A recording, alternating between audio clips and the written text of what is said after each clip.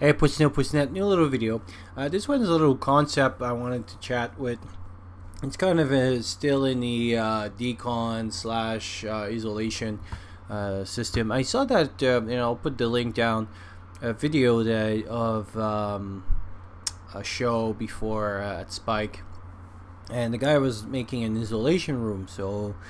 Um, so in the hospital, when we have people that have any disease. I mentioned before there's kind of three. Well, now they kind of keep changing, but there's about 3 to 4, depending on who you talk to.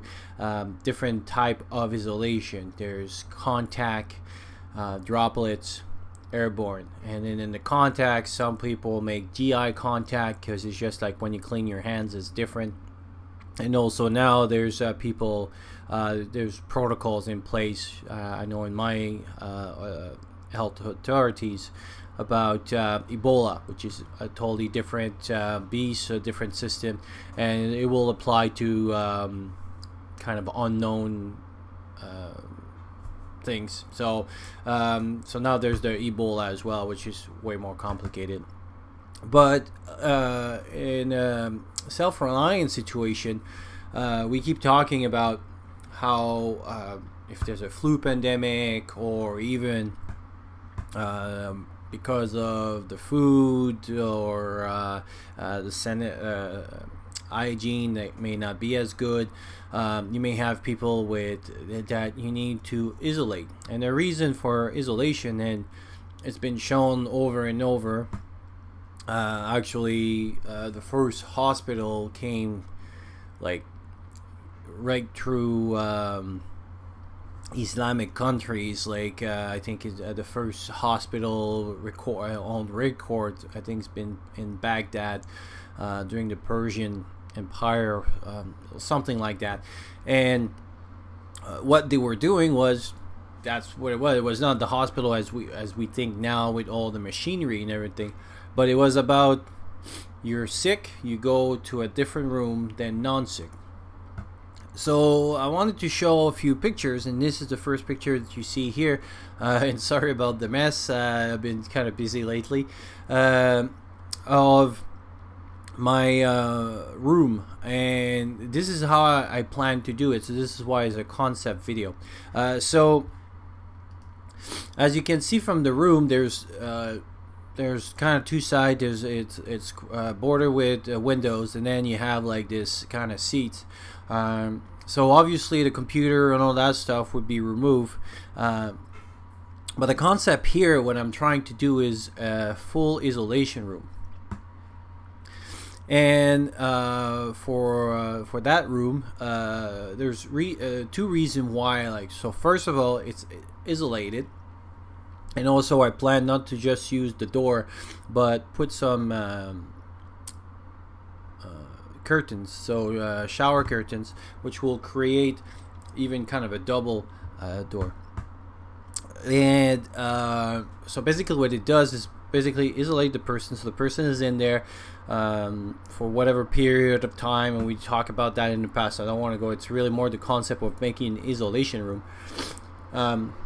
So the person is separated from the rest of my place. Second, it's bordered with windows, and there's some studies, especially in coming from third world country, that UV light, and they're especially for tuberculosis, instead of now putting them in dark rooms and stuff, they tried to have an open area that receives a lot of sun. Well, this window that you see on the side there is facing east-west, so it gets a lot of sun. And so basically, just that, whatever is in the air would decrease the chance of having an infection. And thirdly, on the window in the corner there, what I could use is a portable fan like this that I can set up, and basically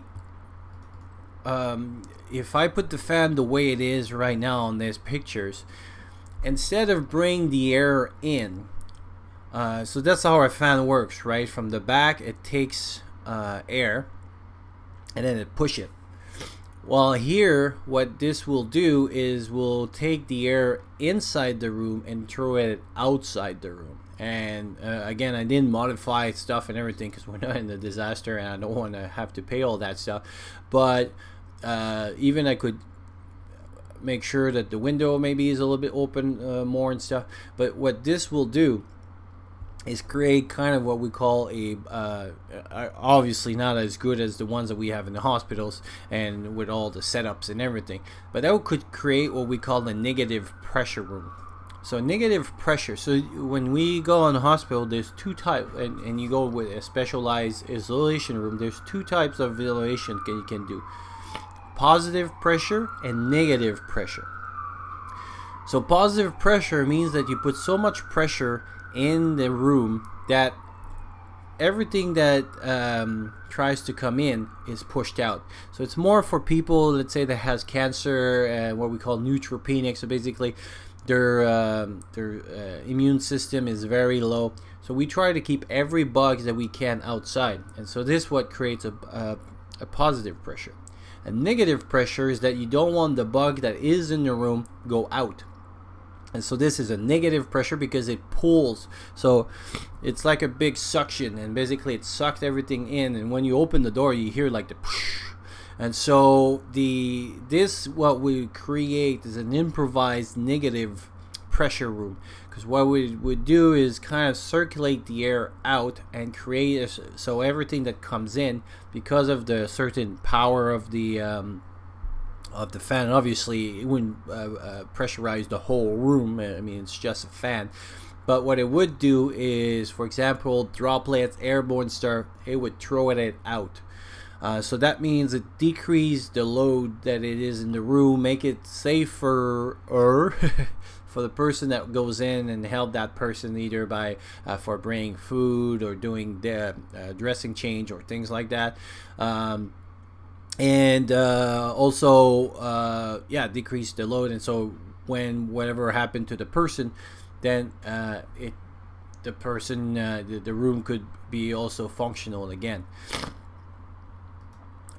So this is how you build a concept. So the kit that I have for this is all this is from ideas that I got from Pepper Popuri, and I forgot there was somebody else, but basically there's two buckets, and they're 5 gallons bucket, and there's another little one on the side there. That's kind of an experience, but what I'm trying to do is gray water, how to process the gray water and kind of recuperate. So that's what the little one wins. But mainly the system right now, it's 2 buckets. So as you can see, there's a whole bunch of stuff. It's kind of the same stuff that I have in my decon thing, but one of the bucket will become a bathroom. So I got like one of those how you call it, like spaghettis, things that you use in pool, like noodles, like those big floating noodles. And basically I cut a board, so basically it creates a foam. So there's a seat for the toilet, garbage bag, double bag, so that whatever dairy or whatever is in there will be discarded, not touched by the rest of the people that would be inside the house. And then the other one here is for either throwing all, like if there's a dressing change, biohazard stuff. So this is why those are orange as well, is to try to remember that they're biohazards, and everything that is in there is contaminated and needs to be processed differently than other garbage or other stuff. So it doesn't take much space, and again, as you can see, it's a work in progress, so things are a little bit all over the place and stuff. But that's the concept of it. And then inside that kit, going back to kind of decon-ish, because that could be, if you take care of someone, it may be required.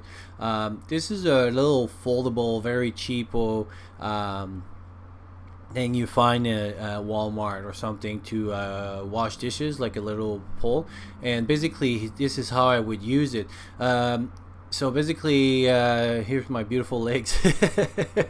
How to for cleaning either instruments, or to clean your feet. This comes more from a perspective of Ebola. uh, Ebola is so strong and so like a small particles, and what they found out is that, for example, if I just walk in the room and somebody either vomit or drop a little something and I step in it, I need to clean my feet. So this is what this little bucket is for. So it would be filled with either a special solution, and we talk about that, the recipes and stuff. But it could be used for this. It could be used to drop instruments. So if I do dressing change or something, I could drop that in there. So that's the whole purpose of this little bucket here. And to finish, also in this kit, there, and I'll put a link of down below. It's one of those little water bladder, and right now they even sell it as an emergency hydration pack. So the way the kit that you see here, that means it could clean water. But the advantage of this thing, there's a few of them. So first, it creates pressure, so that means you can use it a little bit like a mini shower, so you can decontaminate people. The second one of this is that this whole process can be disconnected, and the water bladder too can be filled out. So it's one of the only water bladder I've known that you can clean in the washing machine. And so that means if you can clean it in the washing machine, it would be easy to clean as well. And when you don't have that stuff, but you could either put it under a slow cooker or something, and you could sterilize the whole thing as well, because it can sustain all that heat. So there's not many, and it's very compact, very small, very easy to carry. So this is what I have as my main bag now too for the outdoors. And also now I transfer one to the to well, that is my emergency kit. So that was my little video concept. So hopefully you like it, and I'll talk to you soon.